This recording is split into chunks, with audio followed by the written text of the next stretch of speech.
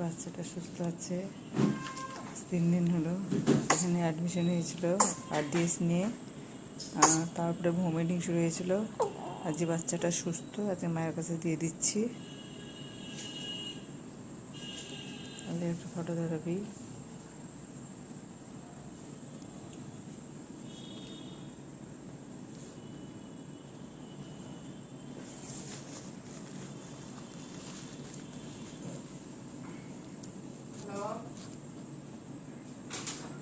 কি করছেন?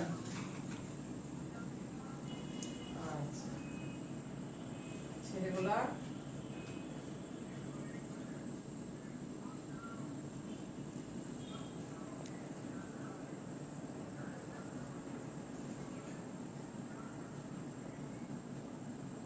ভালো তো?